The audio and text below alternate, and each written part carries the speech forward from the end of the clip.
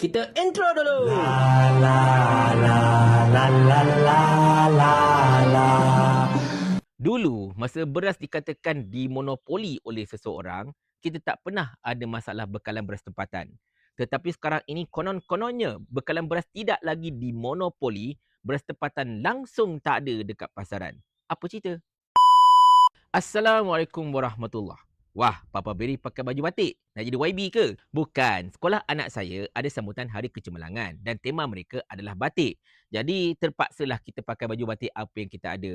Idoklah kita nak jadi YB, tuan-tuan. Tak dapat nak menolongnya. Tetapi hari ini kita bukan nak cerita tentang baju saya. Tetapi kita nak cerita tentang bekalan beras tempatan yang sampai ke sekarang tidak ada dekat pasaran. Macam mana anda tahu, tuan-tuan dan puan-puan sekalian? Beras tempatan memang gaib dekat pasaran pada ketika ini. Anda carilah dekat mana-mana pun, dekat kedai besar, dekat kedai Aceh, di mana-mana saja, memang tak ada bekalan beras tempatan dan benda ini telah berlarutan lebih daripada setengah tahun. Sejak daripada awal-awal lagi kami menceritakan tentang krisis beras yang bakal melanda negara kita ini, masa itu pun bekalan beras tempatan pun dah agak goyah sikit dah. Tengok-tengok sekarang ini dah lebih daripada 6 bulan, beras tempatan memang tak nampak bayang langsung dekat pasaran. Satu-satunya tempat yang anda boleh jumpa beras tempatan ialah bila kerajaan mengadakan mana-mana karnival jualan rahmah. Itu pun bilangannya adalah sangat-sangat terhad. Tetapi dalam masa yang sama, tuan-tuan dan puan-puan sekalian, kita tidak mendengar keluhan daripada pesawah betapa mereka ini tidak dapat mengeluarkan beras. Mereka tidak dapat untuk mengeluarkan padi lagi dan sebagainya. Kita tak dengar pun pengeluaran beras tempatan ini terganggu. Jadi, kalau beras tempatan ini pengeluarannya tidak terganggu, tetapi beras itu tak ada dekat pasaran, mana pergi masalahnya beras tempatan ini? Kita back story kejap, tuan-tuan dan puan-puan sekalian. Kalau anda masih ingat, ketika awal-awal Datuk Seri Anwar Ibrahim menjadi Perdana Menteri, antara perkara pertama yang beliau buat ialah beliau memecahkan monopoli bernas dalam pengedaran beras-beras dalam negara. Dan bernas ini, macam mana kita tahu, dimiliki oleh Tan Sri Syed Mokhtar Al-Bukhari. Di mana selepas monopoli itu dipecahkan, beras ini dikatakan diedar oleh beberapa pihak yang kebanyakannya bukan Bumiputera. Antara sebab kenapa Perdana Menteri ambil tindakan sebegitu ialah Perdana Menteri kata kita tidak mahu lagi mana-mana pihak memonopoli sebarang pengeluaran komoditi supaya mengelakkan masalah bekalan makanan dibusorok, mengelakkan masalah harga tak dapat dikawal dan macam-macam lagi seperti mana berlaku pada kerajaan-kerajaan yang terdahulu. Konon-kononnya ini adalah amalan tata kelola yang bagus. Tetapi itulah dia, tuan-tuan dan puan sekalian. Timbul persoalan. Ketika beras ini dikatakan dimonopoli pengeluarannya oleh Bernas, kita tak pernah pun ada masalah beras tempatan ini hilang di pasaran dan sebagainya. Tetapi sekarang ini, bila bekalan beras ini dikatakan diedar oleh beberapa pihak yang kebanyakannya bukan Bumiputera ini, tengok-tengok bekalan beras tempatan gaib sampai sekarang, tuan-tuan sekalian. Rekod sebenarnya tahu. Sebab kalau nak ikutkan, kita bukan tak pernah ada masalah komoditi tak ada kat pasaran. Kita pernah ada krisis gula. Kita pernah ada krisis minyak dan macam-macam lagi. Bahkan sebelum PRU yang ke-15, kita ada krisis telur. Tetapi kebanyakan krisis ini biasanya selesai dalam tempoh 2 ataupun 3 bulan. 2 bulan lah selalunya. 2 bulan, okey, selesai balik. Tengok-tengok, beras tempatan ini dah lebih 6 bulan. Sampai sekarang tidak menunjukkan tanda-tanda akan selesai. Tetapi macam saya katakan tadi, pengeluaran macam biasa. Saya tak nampak pengeluaran itu dikurangkan.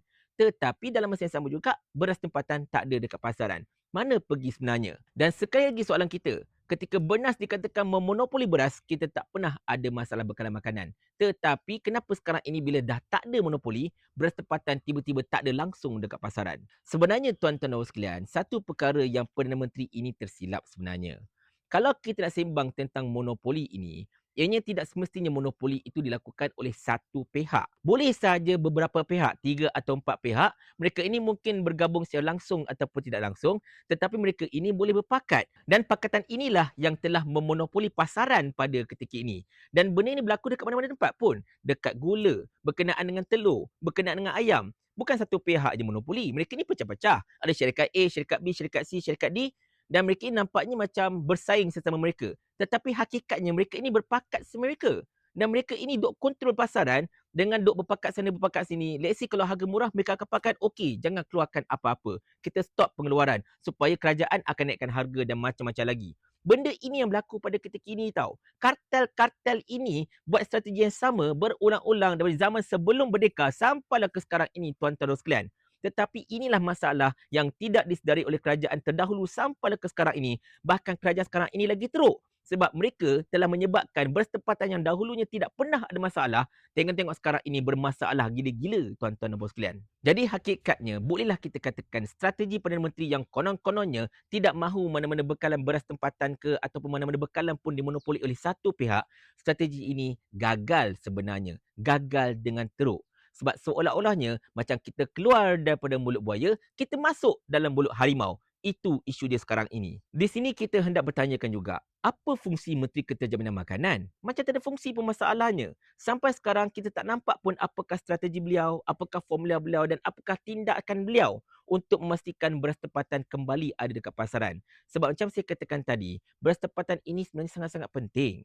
Bukan sekadar ia digunakan oleh orang-orang miskin, B40 dan sebagainya, tetapi untuk para peniaga. Dan bila peniaga ini dapat beras yang murah, mereka tidak ada alasan untuk jual makanan dengan jauh lebih mahal. Bila makanan itu boleh dijual dengan sedikit murah, ianya akan mengurangkan harga makanan luar rumah secara semula jadi. Dan ini sudah pastinya akan mencantikkan inflasi tanpa perlu dimanipulasi oleh mana-mana menu rahmah dan sebagainya. Tetapi sekarang ini, bila bekalan beras tempatan pun tak ada, kita akan perhatikan ekosistem pengeluaran makanan ini akan menjadi sangat-sangat terganggu dan akan menyebabkan harga mencanak-canak naik. Kita harapkan Perdana Menteri tolong sedar yang strategi anda untuk memecahkan monopoli beras ini adalah satu strategi yang sangat-sangat salah dan juga telah backfire dengan teruknya sehingga menyebabkan rakyat menjadi susah. Dan kepada Menteri Keterjaminan Makanan, tolong buat kerja anda. Tak guna anda menjadi menteri dapat allowance sampai puluh-puluh ribu tetapi satu hapah benda pun anda tak gerti nak buat. Dan anda kena ingat, ini asas ekonomi. Monopoli tidak semestinya dilakukan oleh satu pihak tunggal. Sebaliknya, beberapa pihak boleh berpakat secara langsung ataupun tidak untuk memonopoli pasaran. Dan ini yang tengah berlaku dekat negara kita ini, inilah yang kita namakan sebagai kartel. Kalau anda gagal untuk menyedari hakikat ini, better anda letak jawatan sajalah sebagai Perdana Menteri ataupun sebagai Menteri. Sebab ini asas sebenarnya.